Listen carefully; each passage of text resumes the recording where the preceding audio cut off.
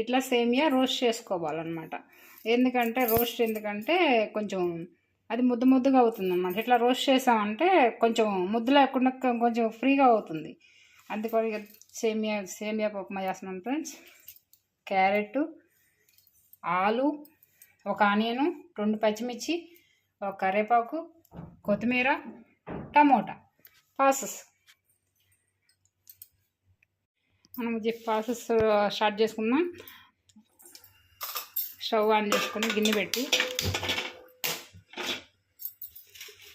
Oil వేస్తాం. కొంచెం oil వేస్తే కొంచెం, ఎందుకంటే కర్రీ ఇన్ని ఉన్నాయి కదండి, మగ్గాలి కదా. కొంచెం ఆయిల్ వేసాక ఆవాలు, జీలకర్ర,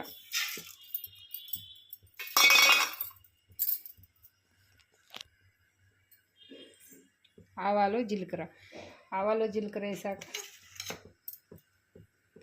కొంచెం అయ్యాక పచ్చిమిర్చి, ఆనియన్ వేసుకుంటాం. కొంచెం మగ్గాక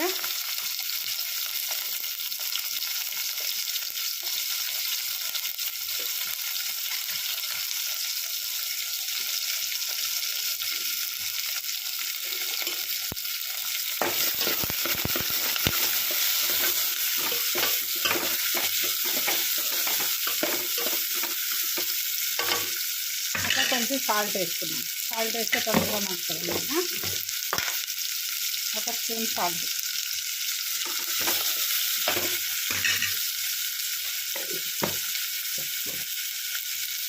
అలానే ఒక స్పూన్ సాల్ట్ వేసాక కొంచెం రోస్ట్ అయ్యాక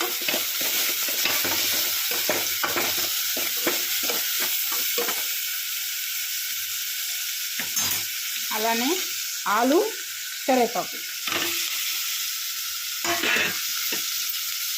అలానే క్యారెట్,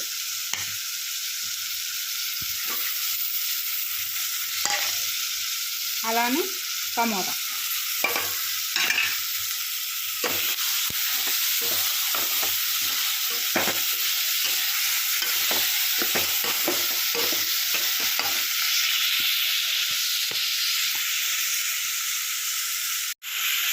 అలానే ఒక స్పూన్ పసుపు,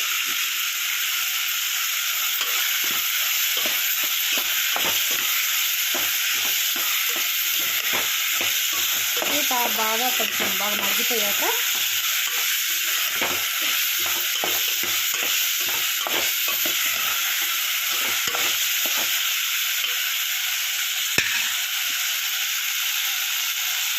ఏం చేస్తున్నారు ఫ్రెండ్స్? అందరూ ఎలా ఉన్నారు? బాగున్నారా? డైరీని ఫాలో చేసి సబ్స్క్రైబ్ చేసుకోండి ఫ్రెండ్స్, లైక్ చేయండి ఫ్రెండ్స్. అందరూ బాగున్నారా?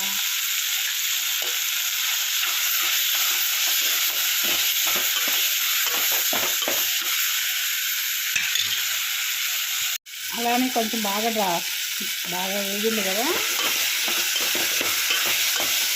ఇలా కొంచెం వేగాక వాటర్ వేసుకుంది.